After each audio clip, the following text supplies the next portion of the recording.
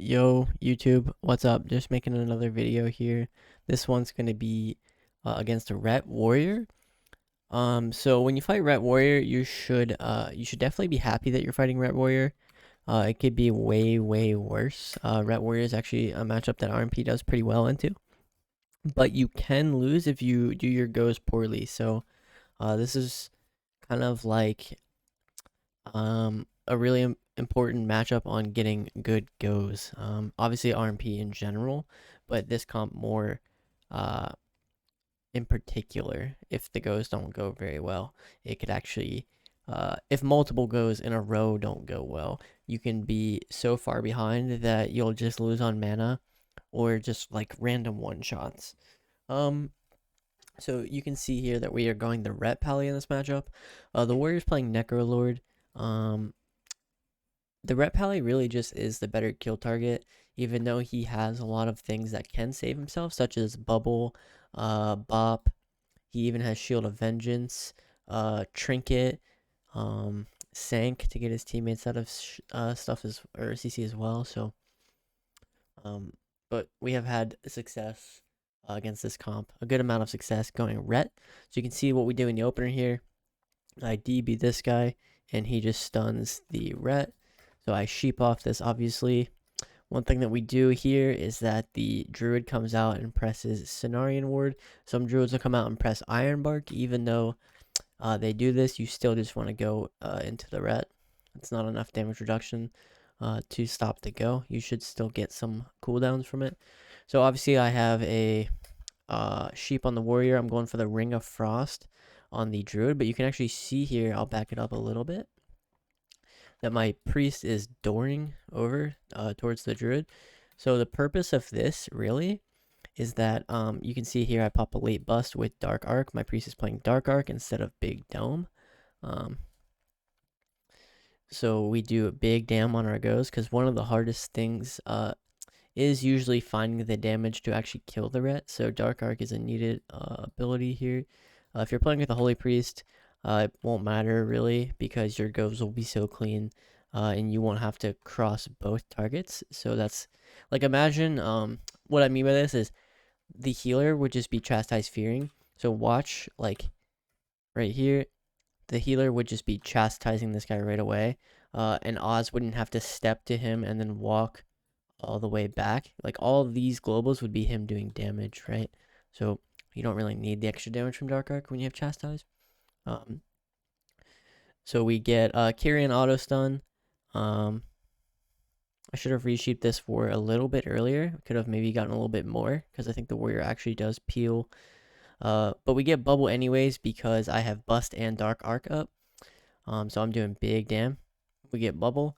So now in this phase here, when you can see stun DRs are on the ret, full DRs, CC DRs on the druid, and that basically just means that, you know, obviously we're playing defensive here. So I'm using my sheep DRs when the ret pops. As you can see, he uses big wings here. This is the wings that last for a very long time, 20 seconds as you can see. So I'm sheeping, and with this sheep, you have to keep in mind that he's just going to dispel it. So you're not sheeping this and then assuming it's going to sit, right? Like you can see when I sheep here, I'm already casting the second one for the dispel. And Oz is disarming the warrior here on his Necro banner.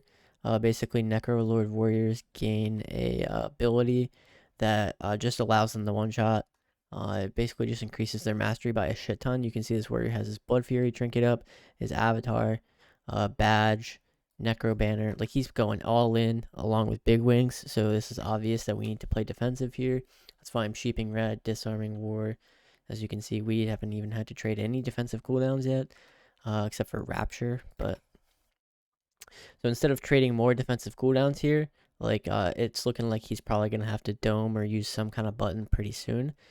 We opt to just do our go because as RMP, your offense kind of is your defense in a way.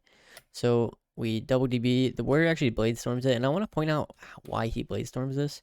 It's because look at my position, right? So what I should have done here is blinked, turned around and then DB'd them. That would have given them way less time to react, but instead I just decide to like very slowly walk towards them, as you can see. So the warrior has like a couple seconds to like see that I'm obviously gonna go double DB them. So he actually blade storms it, which kind of screws up the go, but we do a little salvage here because red has no sank, so we can do a sloppy go. When red has no sank, you can do goes without pre. It's gonna be sketchy, but it's possible. And in this case, we have to because, like I said, we need to salvage our go here. We can't just go and get nothing. So we cheap shot, sheep warrior, and then we just bomb the ret here. We end up getting warrior's trinket from it, so it's very good. And we also got bop because we blinded. So yeah, 2 big cooldowns there. As you can see here, the red has no bubble, no bop, so that's very good. One thing I want to point out a lot is they like to start their go by in-cap roaring you into like clone or like bashing you or war stomping you. So what you need to do as the mage is kite this druid. When you see he's walking towards me, just like I was walking towards that war, it gives me so much time to react. I could have knife fade away from this guy. You usually want to try to time it as he's doing the in-cap, so the ability gets put on cooldown, and then he has a harder time CCing you. As you can see here, I have to trinket and lock this clone, or else they're going to get a lot of pressure. So RDRs are coming off. Banner, we want to kill that before we do a go. I double DB because stun DR is off on ret, sheep DR is off on war, and druid has for every DR fresh on him. So this is obviously when we want to do our go. Sheep the war here, ring the druid. So there was a little bit of an unfortunate situation here. As you can see, the DB actually ends right now, and he gets the sank off 1 split second before the cheap shot comes out. I opt to put down a ring anyways because Celestia can just mind control the druid and then walk him into the ring. So as you can see, that happens here. Mind control, place into the ring. I resheep the warrior. Mind games. I mally. Bad maledict because the druid had already trinketed. I didn't notice till a little bit late.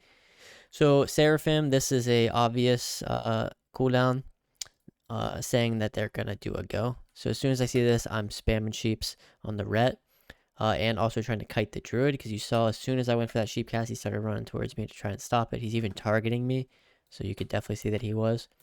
Oz dueled. In my opinion, bad duel because I can sheep the ret, but I can't really waste sheep DRs on war. So I think the duel from the rogue perspective to peel is a little bit better on the warrior since you can just sheep the ret and not fuck up your DRs for your go. I have to sheep the ret here. Sheep dispel, obviously. And now we're looking to do our go. But they're not stacked, so that can present an issue. Usually you want to wait for them to stack, or you can just go, for example, he doesn't have sank, so you can do a sloppy go without pre on ret. I get to double DB because they stack, but I have no ring, so I'm communicating to Celestia that I can't get the druid this go. So you can see, as soon as I set it, he starts casting a Door of Shadows to go and fear the druid. I bust here. Going for the resheep on warrior. This resheep is really important. He can just stormbolt us. He has a rallying cry. There's a lot of things this warrior can do to actually save. So going for the resheep on the warrior is really vital in that situation. Oz is channeling the melee. I blink around and get the kill with bust. So that was a good game. I want to show another game versus a different ret warrior. This ret warrior, the main difference is that this team doesn't they make an intentional decision to not stack for double DB, and this is something that as we got higher CR, we noticed a lot of ret warriors actually getting smarter and not making it so easy for us to just double DB them for our go every go. So if you find that ret warriors or double melee cleaves are doing this, this is basically going to be the solution. So we do the same go, IDB, and then sheep warrior. The druid incaps it. It was, in my opinion, a lucky incap because look at where the fuck I am. I'm over here, and the druid comes out from right. Like, look at where that druid is, dude. Like, that incap is so far away. Like, there's no way I think that should have hit me. But I don't get the sheep on warrior because of it. Oz gets disarmed because of that sheep not coming out, so the warrior's able to just peel the ghost super easily. So basically, since our go is fucked, they've already popped all their damaging buttons. You can see the warrior here. He's again got Blood Fury, Avatar. He's got his trinket up, Necro banner. He's popping every single button in the entire booklet. So this druid again is looking for CC on me. That's what the druids do when the DPS are doing their go. He wants to CC me so that I can't CC them. I blink away obviously because one thing that's really important as the mage is you need to be kiting this druid during their go. So as you can see, I'm blinking away, sheeping the ret, still kiting this druid, rooting him. Get the fuck away from me. I get bashed. It's fine though because Oz duels.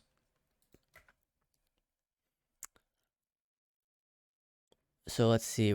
I'm looking to get this double DB. One thing when you're double DBing is you want to look at where the druid's at in relation to your rogue.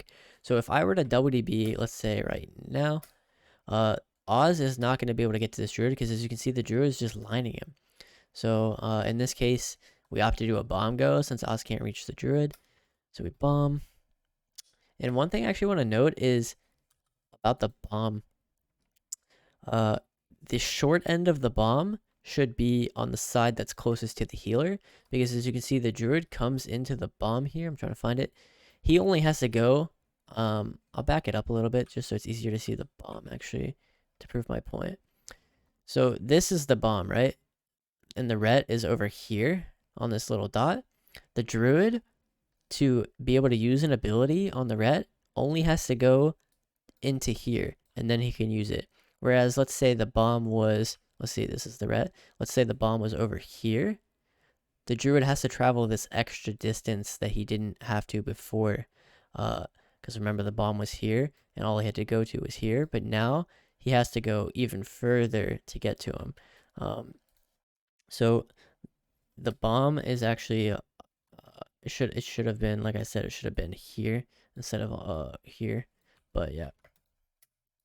Just a little thing. We end up getting bubble because, and by the way, this is kind of the Exodia mage build. As you can see, I have PI, Combust, my Infernal Cascade, I have Tricks, and I have Dark Arc. So we pretty much run this build here for max dam. Like I said, Celestia is dropping Big Dome for Dark, and Oz actually isn't playing damage trick because he's playing disarm and duel, so and bomb.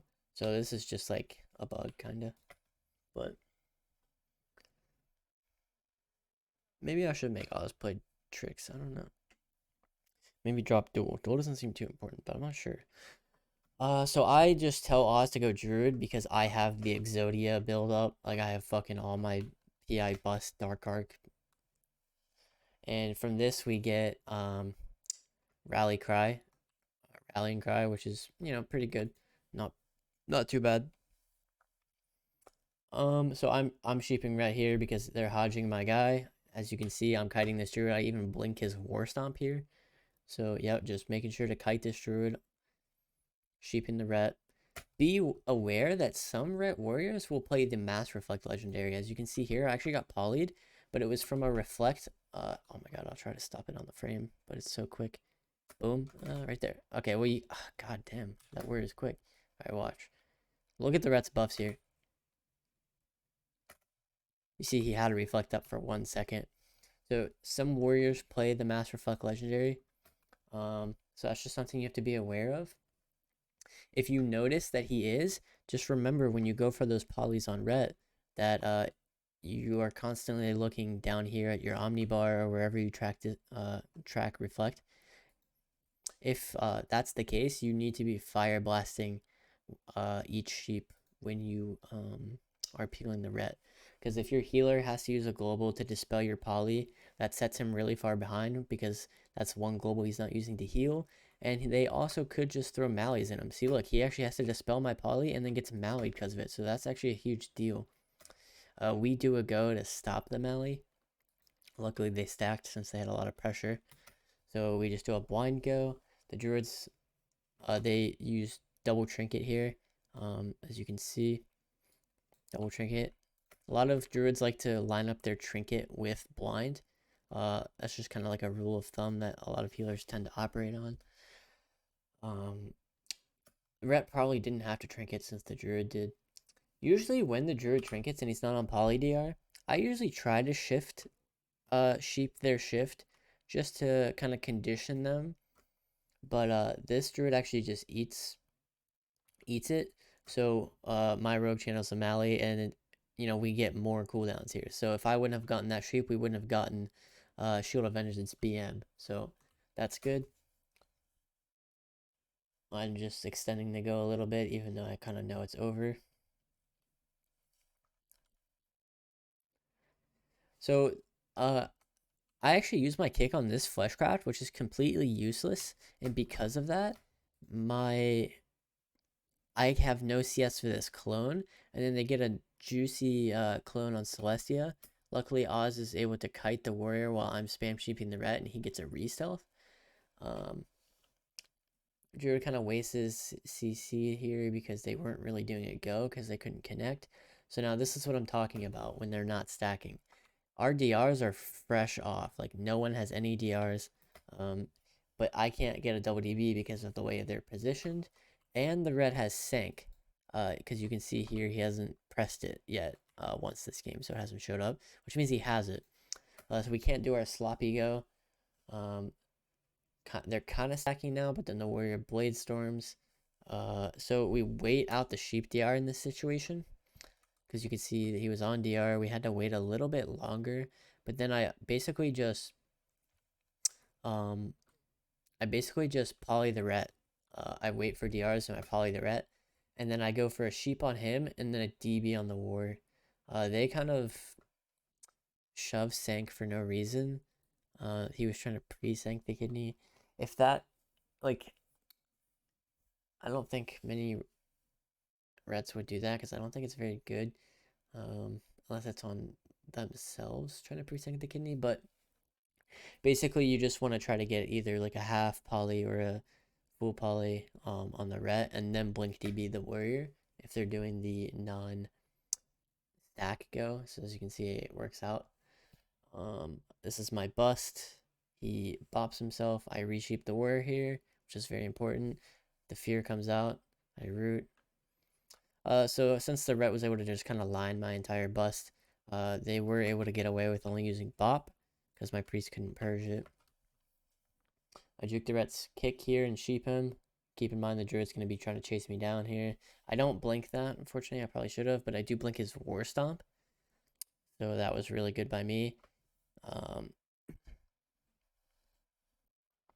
Sheep the ret here, quarter on his wings. They stack for double DB. I miss it by barely on the warrior. I mean, I don't know. I kind of jumped away from him. So that was just bad on my end. I sheep him anyways. Sheep dispel. Kidney druid. He sanks it out. But we have bomb, so it's okay. So when you have bomb, you got to think about it. And as you can see, the bomb is positioned correctly here.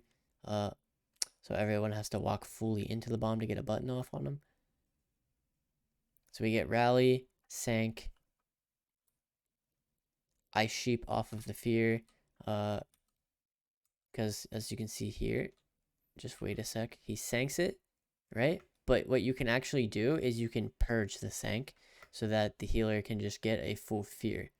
Because if you didn't know, sank does leave a buff on them where like any incoming crowd control is reduced by like a certain, like a really large percent. I don't know the exact percent, but it's a good amount. So yeah, you can actually steal that, which allows for that, and then you can obviously sheep off of the fear and then just get a go and kill through everything pretty much. So Yeah, we kill through Shield Avenge, kill through Sank, even though it was a sloppy go. So yeah, that's kind of how you beat Ret Warrior. Like I said, it's a lot of kiting the Druid when you're peeling the Ret. You don't want to use your Sheep DR and War to peel. Like if I were to, right here, start sheeping the Warrior because he's doing big dam or something, that would completely fuck up our go, because then when we're going here, you wouldn't have the full poly DR to be able to cross the Warrior on your go, which is something that's really crucial. Obviously, you don't need the poly DR and ret because you're killing him, right? So that's why you're allowed to sheep him in between the goes. Um, what else? Um, yeah, so I think I pretty much covered everything. The biggest thing is really just kiting this druid. Uh, I don't actually have an example. Um, there was one game where I had in the same session where the druid was landing a lot of like in-cap clones on me, and then what he would do is switch those clones to my healer, and that's really why getting cloned is really bad. So I just want to emphasize, like, again for like the 8th time, that kiting the druid is just very crucial. Trying to blink those war stomps, trying to blink the in-cap roars, like, getting cloned is really bad. Because, like, imagine if he would have War Stomp cloned me there, right? Here, we can see what happens. I would have got War Stomp cloned, right? And then he would have just switched the clone to Celestia, and then they would have bashed Oz or did something, and they would have gotten a lot of cooldowns, okay? But, like, they don't really get shit because I'm able to just keep polying the red, I'm able to throw out roots, and then I'm able to do the double DB for the go, you know? So like if I was hitting that full clone, obviously none of that would have happened. So, and then if you do end up getting caught by one of the druid CCs, you can usually just trinket lock clone or just let the clone go off and then trinket it so that you're on DR for it. I think that's technically better, but anyways, I'm gonna end this one here. I hope you guys learned something. Keep letting me know what matchups you guys want to see. I don't really know what matchup to do after this one, so please let me know. Uh, I was thinking maybe like I'm trying to think of like a popular comp. Shit, what's a popular comp? Oh, maybe a RMP mirrors. I really want to do a video on RMP mirrors. I'll probably do that next actually. So yeah, let me know what you guys want to see after that. And yeah, like I said, I hope you learned something. Check out my Discord. I have pretty much a lot of people are asking me how to get these cooldowns. My Discord has a guide on how you can do that. It's really just like it's really not hard. I lay it out in my Discord.